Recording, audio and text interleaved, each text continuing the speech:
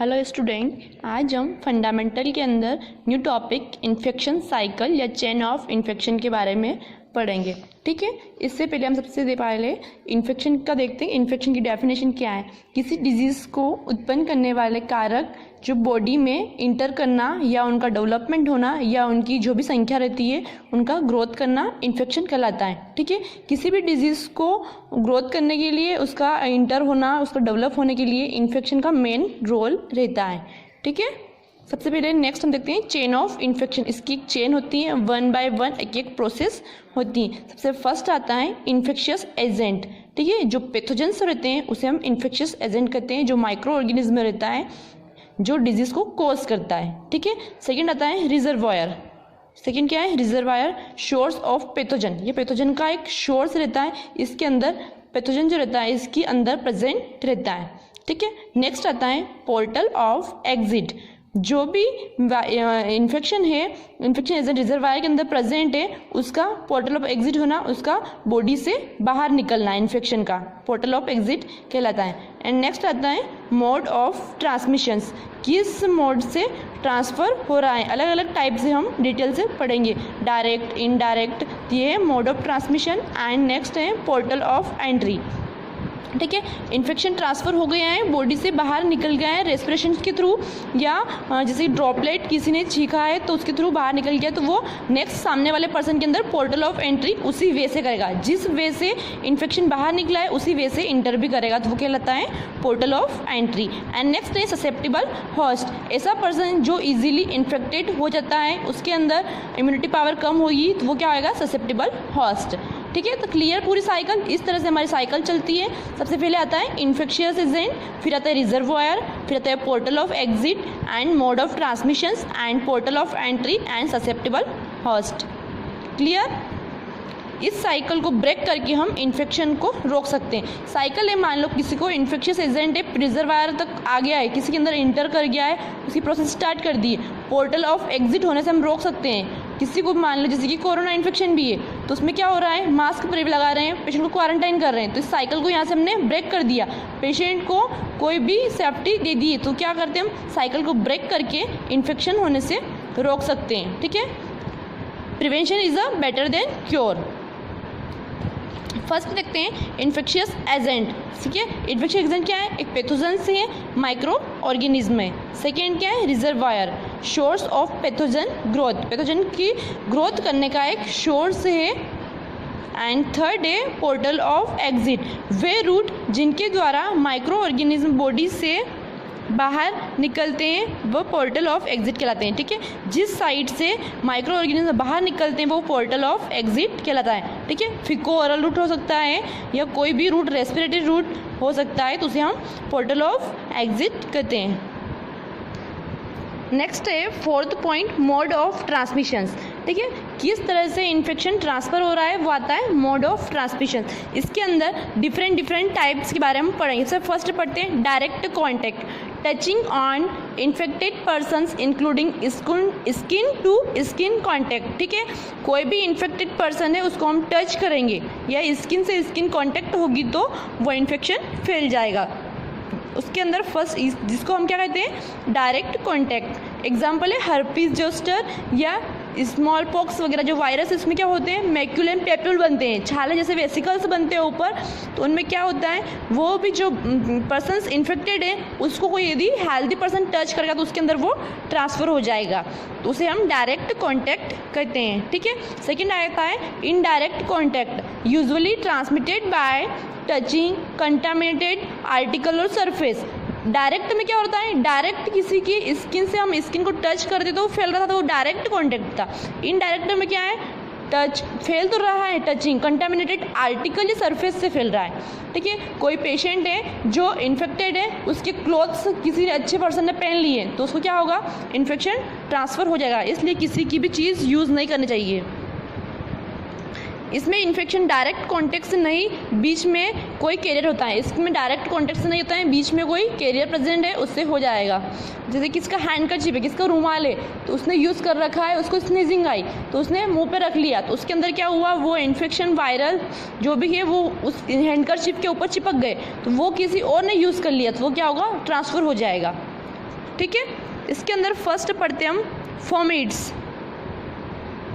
यदि कोई वस्तु जो इन्फेक्शन को कैरी करती हैं वो फॉर्मेट्स कहलाती हैं, ठीक है। इन्फेक्शन को कैरी करती हैं, इन्फेक्शन को एक स्थान से दूसरे स्थान तक ले जाती है, उसे हम फॉर्मेट्स कहते हैं। एग्जाम्पल में क्लॉथ्स, कपड़े, हैंडकरचीफ, रुमाल एंड फर्नीचर। टेबल भी हुई, इस पर कोई इन्फेक्टेड पर्सन आगे बैठ गया है, कोई और बैठता है तो वो क्या कर रही है, इन्फेक्शन को कैरी कर रही है, तो वो फॉर्मेट्स कहलाता है जो एक पर्सन से दूसरे पर्सन के अंदर फैलता है किसी के थ्रू।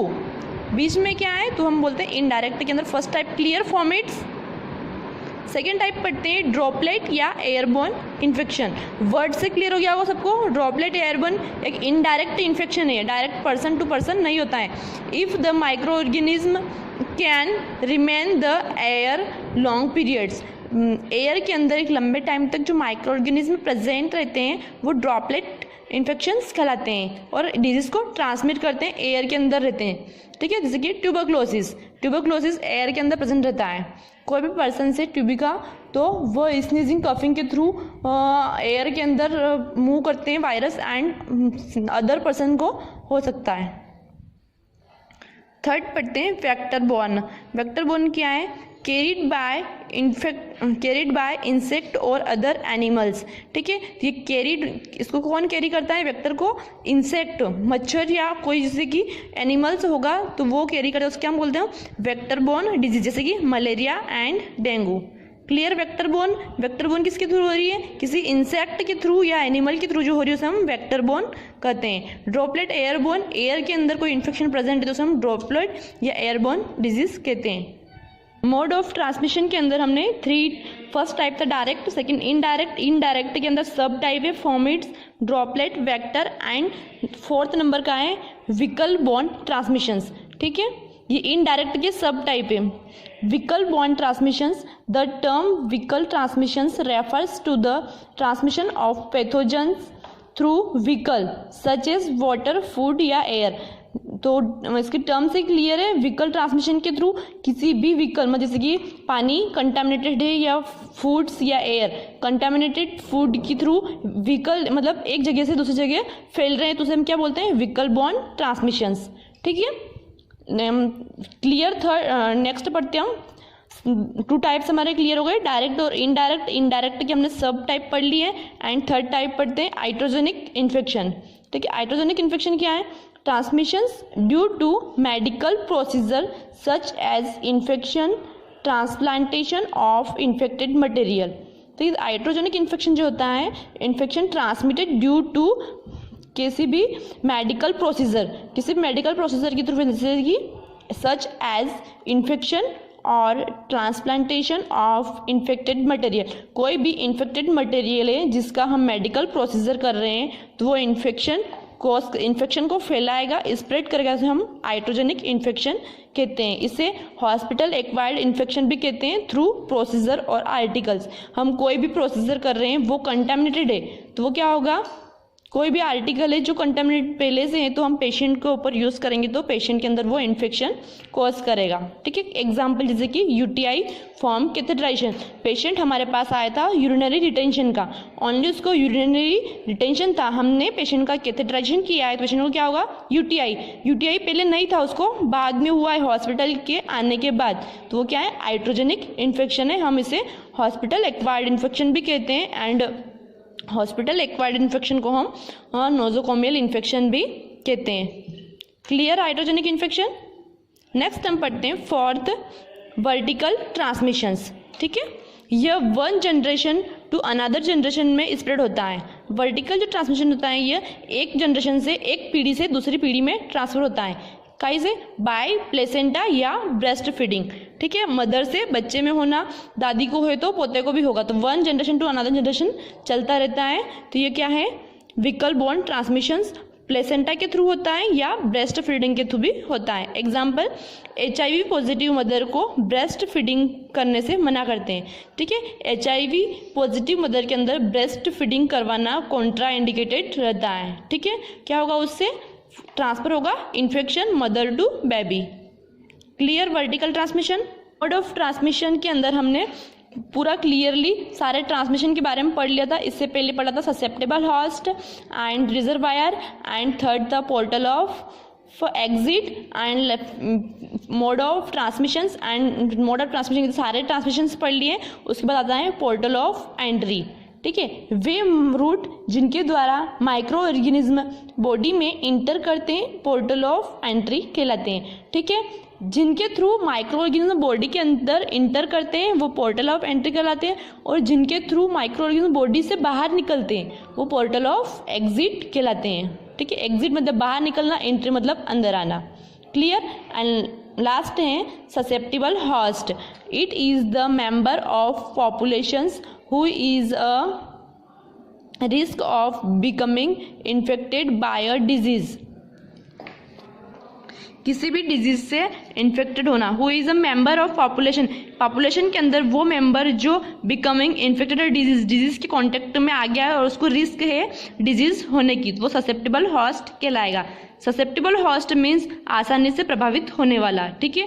कोई भी ऐसा होस्ट जिसकी इम्यूनिटी पावर कम है, जैसे इन्फेक्शन गया तो उसके ऊपर अटैक करेगा, तो क्या है ससेप्टेबल होस्ट, ठीक है। क्लियर पूरी infection cycle, chain of infection.